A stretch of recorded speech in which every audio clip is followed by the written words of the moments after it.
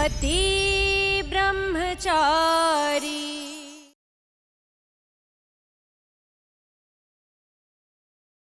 आज तो तुझे मैं छोड़ूंगा।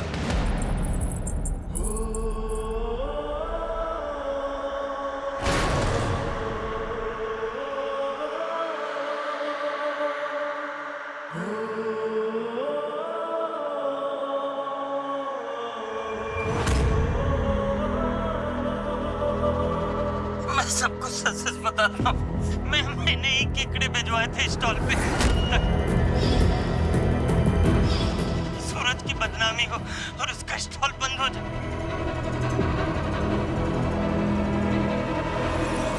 सूरज, इसे मारकर अपने हाथ गंदे मत करो। इसे तो हम पुलिस के हवाले करेंगे ताकि स्टॉल पे लगा स्टे ऑर्डर भी हट जाए, जिससे तुम फिर से अपना स्टॉल शुरू कर पाओ। इसने जो जो बोला है वो सब सोशल मीडिया पर अपलोड कर देंगे ताकि सबको सच्चाई पता चले कि तुम कभी भी गलत नहीं थे सूरज।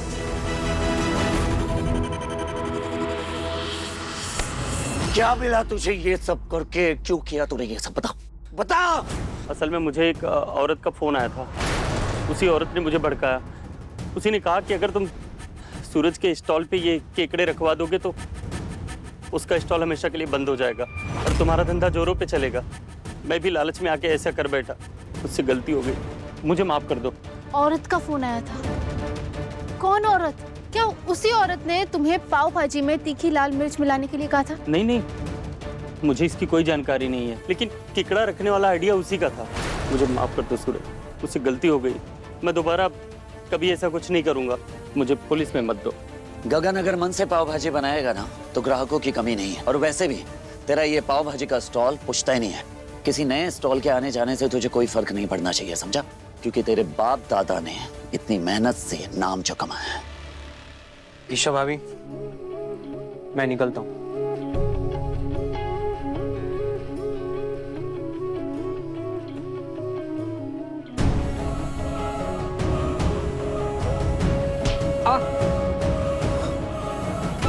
तेरा इतना मन बढ़ गया है कि तू मुझे ताव दिखा कर जा रहा है। अबे चूहे, तुझे दहाड़ना मैंने सिखाया और तू मुझ पर ही गुर्रा रहा है। ईशा जी की उम्मीदों को तोड़ा है ना तूने। रुक, तुझे अपनी बताता हूँ ना।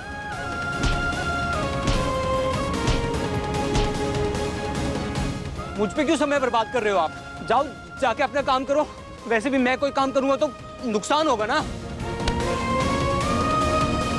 अगर मन में गुस्सा भरा हो तो उसे निकाल देना चाहिए। ये ले, पकड़ डंडा और जितना गुस्सा है निकाल दे।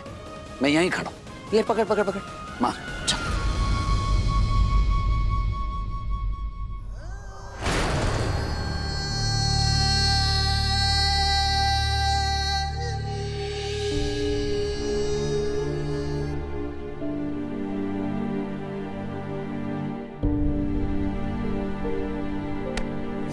तू मुझे मारेगा? मारेगा मुझे? हाँ मारूंगा। मार मार। क्या हुआ? मार। आप दिन भर मुझे कूटते रहो और जब मुझे मौका मिले तो मैं एक भी ना मारूं। है बड़ी नाइंसाफी है ये।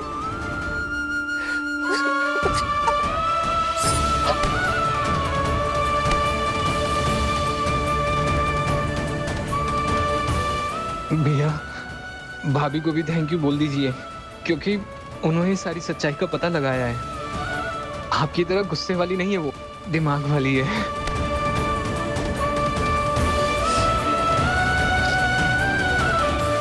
ईशा जी, थैंक यू।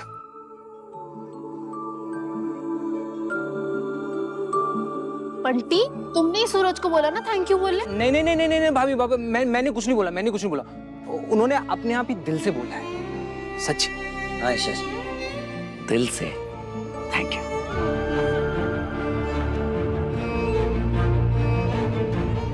वैसे सूरज, तुम यहाँ कैसे?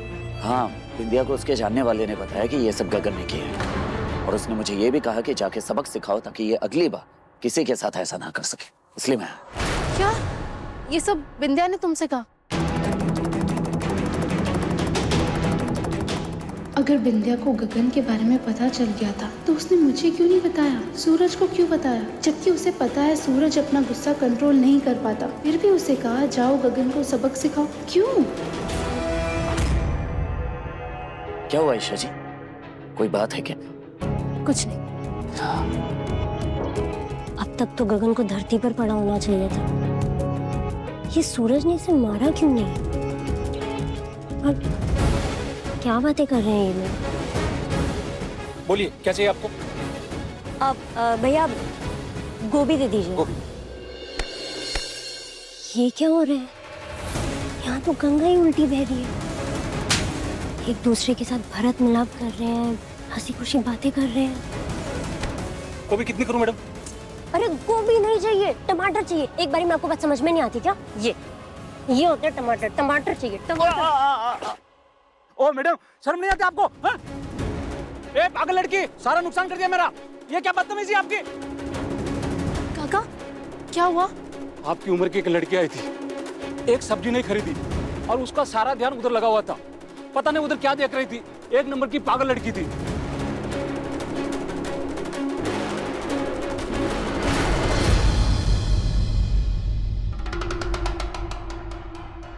ये रुमाल? हाँ, ये रुमाल तो उस लड़की के हाथ में था, उसी के हाथ से गिरा होगा शायद। बिंदिया, ये कुछ पैसे हैं, इनमें तुम्हारी दवाइयाँ आ जाएगी। इस रुमाल में बांध के मैंने बिंदिया को दवा के पैसे दिए थे। अगर बिंदिया यहाँ थी तो पहला सवाल बनता है कि वो देख कैसे सकती है, और दूसरा सवाल कि वो यहाँ अकेले आई कैसे।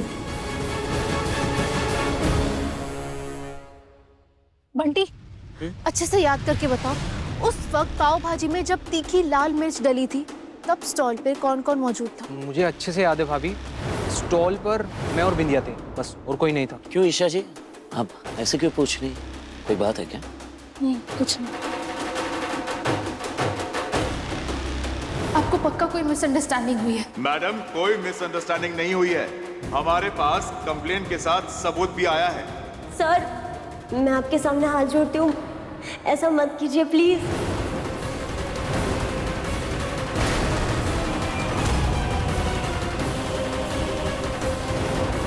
मैंने ना पहले भी सूरज को अच्छाई के चलते टूटते हुए देखा है, और आज जो कुछ भी हुआ ना, इस बार अगर सूरज का दिल टूटा ना तो उसे संभालना बहुत मुश्किल होगा। विद्या को उसके जानने वाले ने बताया कि ये सब गगन ने किया। जब जब स्टॉल पे कुछ हुआ उस समय बिंदिया मौजूद रहती थी। गगन ने बताया लड़की का कॉल था, और सब्जी वाले ने भी बताया वो रुमाल भी लड़की का है। ये रुमाल अपने आप यहाँ तो नहीं आ सकता, कहीं इन सब के पीछे बिंदिया तो नहीं? चले ईशा जी।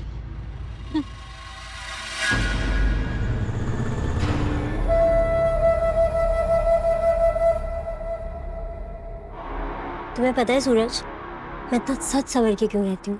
तेरे लिए, ताकि तेरी नजर मुझ पे टिकी रहे और तुम हर वक्त मेरे आसपास रहो।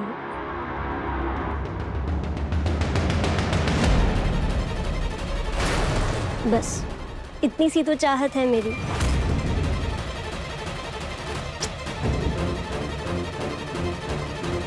दर्जी ने कैसी कुर्ती सिली है, इतनी ढीली है।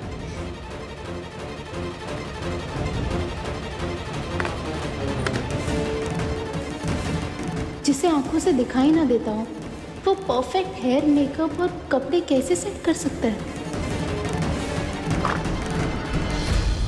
ईशा ने मुझे देख तो नहीं लिया? कौन? ईशा तुम हो क्या? हाँ। अच्छा हुआ ईशा तुम आ गई। ये सेफ्टी पिन मैं दुपट्टे में लगाने की कोशिश कर रही थी पर मुझसे हो नहीं रहा। तुम मदद कर दोगी क्या? हाँ बिल्कुल। वैसे बिंदिया, तुम्हारा अंदाजा काफी इम्प्रूव हो गया। मैंने भी देखा तुम मिरर में कितने अच्छे से अपना नाप चेक कर रही थी। क्या? मिरर में? नहीं नहीं, वो तो मैं दीवार को आईना समझ के अपने आप को दिलासा दे रही थी, जैसे मैं आईने के सामने ही खड़ी हूँ। ये देखो, ये दीवार ही है ना? हाँ बिंदिया, ये तो दीवार ही है, पर जहाँ खड़ी होके तुम खुद की भलाई ले रही थी ना, ये आईना है जिसमें सब साफ साफ दिखाई दे रहा था।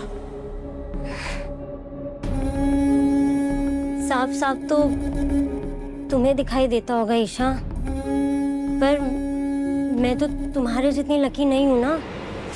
मुझे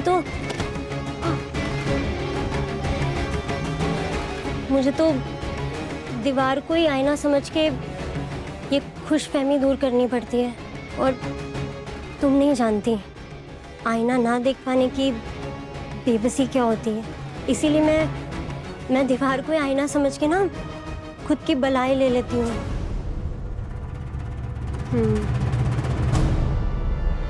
विंध्या, ऐसे ये कहाँ छोड़ आई थी तुम? ये रुमाल तो ईशा ने मुझे दिया था, ये कहाँ छूटा मुझसे? क्या?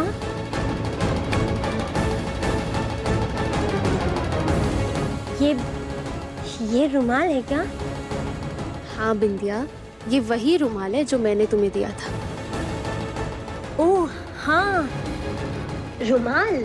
हाँ, वो दवाई वाले भैया से मैंने जब दवाइयाँ खरीदी थी ना, तो पैसों के साथ मैंने ये रुमाल भी उन्हें दे दिया था, ताकि वो पैसे इधर उधर ना हो जाए ना। मुझे लगता है कि उनसे ही ये रुमाल भी गिर गया होगा। हाँ, मैं भी वही सोचूं। तुम ऐसे ये रुमाल थोड़ी ना गिराओगी। ठीक है, कोई बात नहीं, मैं इसे वॉश करके आती हूँ। हाँ?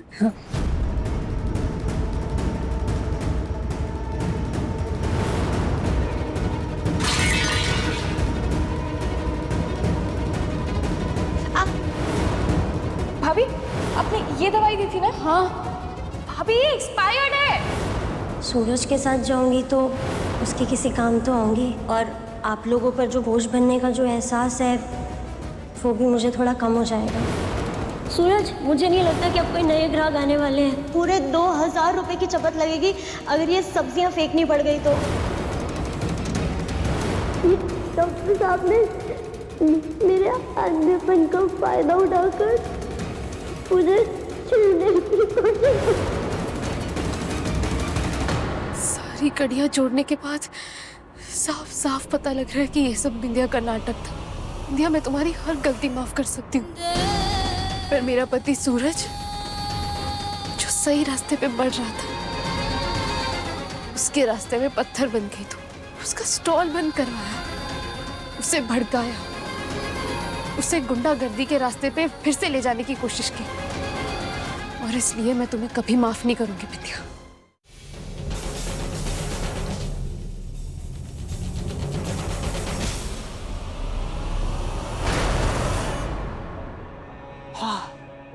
लीजिए भैया, छग्गन के गर्मा गर्म समोसे खाइए।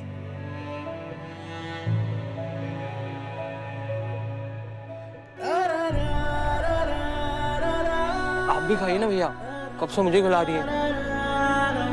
जब से लोगों ने मेरे पाव भाजी से मुंह फेरा है ना बंटी, तब से खाने से चीसा ही उठ गया है। नाम तो बदनाम हुआ ही है, स्टॉल पर ताला भी पड़ गया। प्लीज सर, मेरे पति के स्टॉल को वापस चलाने की परमिशन दे दीजिए। सूरज की कोई भी गलती नहीं थी, और मेरे पास इसका सबूत है। उसके साथ किसी ने कॉन्स्पिरेसी की है। ईशा जी, मुझे याद है आपने बिजली चोरी का बहुत बड़ा स्कैम पकड़वाया था। हमें आपके प्रूफ पे कोई डाउट नहीं है। मिस ईशा, समाज को आप जैसे लोगों की बहुत जरूरत है, इसीलिए आपको सतर्क ईमानदार नागरिक का अवार्ड भी देना चाहते हैं। आप सारे सबूतों की एक फाइल बना के भेज दीजिए। मैं पर्सनली इन्वॉल्व होकर फॉलो अप करूंगा। And don't worry, matter solve हो जाएगा। Thank you so much sir.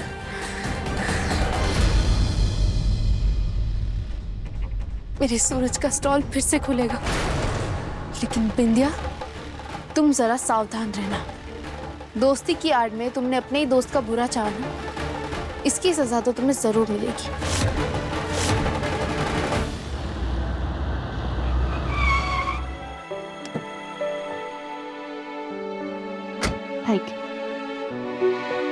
Kavya, प्रिया, चल अंदर चल, हम अंदर चलते हैं।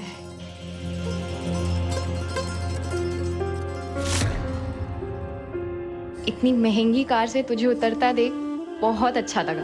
तू ना एकदम खानदानी रईस लग रही थी। रईस तो मैं हूँ, आरव जैसे पति के प्यार की दौलत जो है मेरे पास। काश ये सब सच होता काव्या। क्या मतलब? मतलब जिस प्यार को तू सच मान रही है वो एक बहुत बड़ा झूठ है। ये प्यार, ये कंसर्न, ये सब एक दिखावा है, एक ड्रामा है। आरव के दिल में तेरे लिए प्यार नहीं, धोखा है। वो आदमी एक नंबर का धोखेबाज आदमी है। बकवास बंद कर रही है। ये बकवास नहीं है, सच्चाई है काव्या। मैं अब समझी। उस दिन जो तू सॉरी बोलने आई थी, दाल के पराठे, सब ड्रामा था ना? नहीं, एक्चुअली यू नो व्हाट, ये मेरी गलती जो मैंने मान लिया कि तू एक्चुअल में सॉरी है। I am sorry. नहीं काव्या, मेरी बात सुन।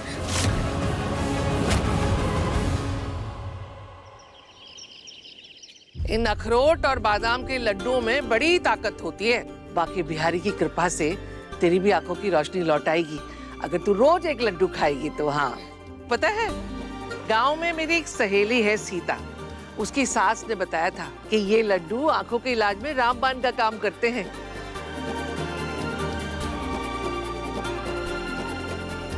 बुआ जी, आप सब लोग मेरा कितना ख्याल रखते हैं ना। पत पगली, अभी लड्डू बन जाएंगे तो खा के बताना कैसे बने। हाँ, इस बिंदिया की वजह से सूरज का स्टॉल बंद हो गया। सब इतने दुखी है और ये यहाँ मुस्कुरा रही है। इसे तो मैं खिलाऊंगी स्पेशल लड्डू। बाकी बिहारी और मेवे कहाँ रखे हैं काट के? अरे टाइमा क्या ढूंढ रही है? अरे वो मैंने बाकी के मेवे काट के रखे थे, कहाँ गया डब्बा? यहाँ है ही नहीं। टाइमा, आप एक काम करिए, आप आराम करिए, रसोई में ही होंगे। बाकी के ड्राई फ्रूट्स मैं डाल दूंगी लड्डू में। हाँ, ये भी ठीक रहेगा।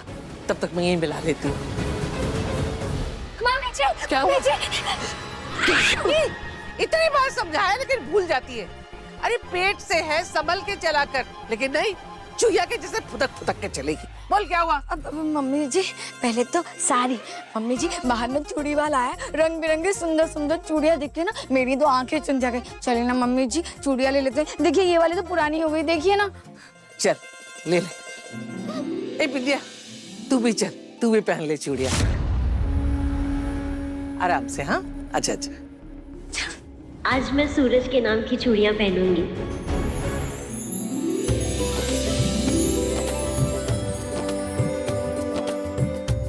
अरे सूरज भैया, आप भी पसंद कर लो चूड़ी ईसा भाभी के लिए। हाँ, पति ब्रह्मचारी है तो क्या हुआ, बीवी के लिए चूड़ियां तो पसंद कर सकते हो ना। सूरज, चूड़ियां पसंद कर दूं।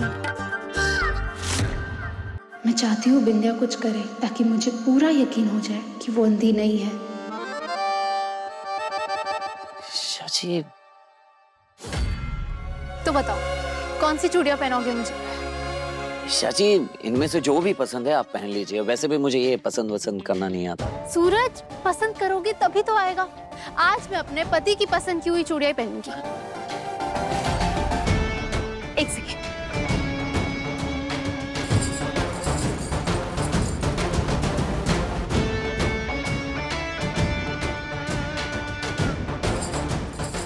बताओ कौन सी चूड़ी अच्छी लगती है? ये ठीक है।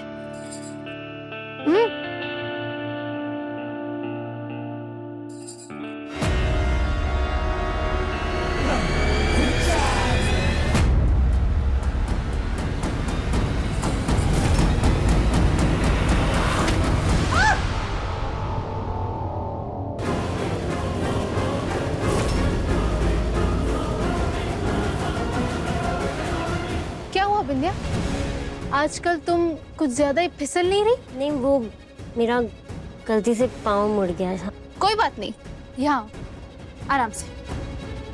हाँ, सीधा यहाँ तुम आराम से बैठ जाओ। अदिति दी तुम्हारे लिए चूड़ियां पसंद कर देगी। मम्मी जी, है ना सुंदर सुंदर चूड़ियां, मैं ना बहुत सारी चूड़ियां खरीदूंगी।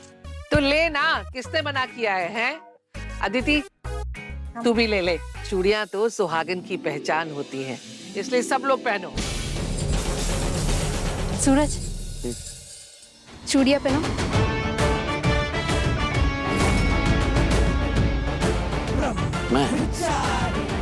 मैं कैसे पहनाऊं?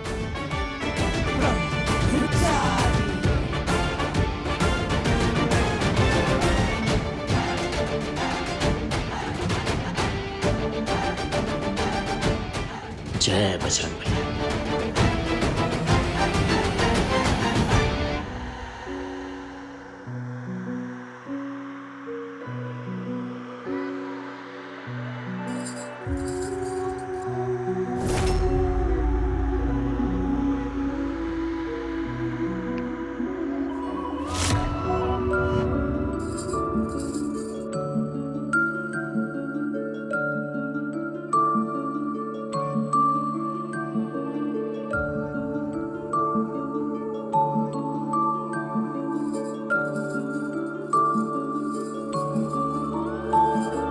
तू ना जरा सा भी मेरी तरह, ना कहीं से मैं तेरी तरह, मिलके भी दोनों हैं अजनबी।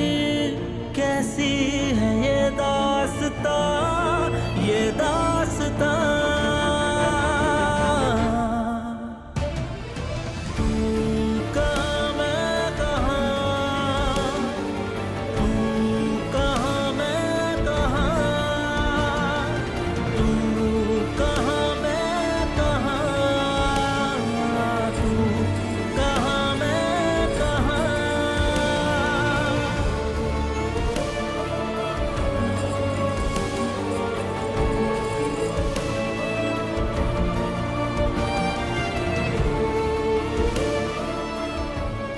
मैं तुम दोनों को अलग करके ही रहूंगी।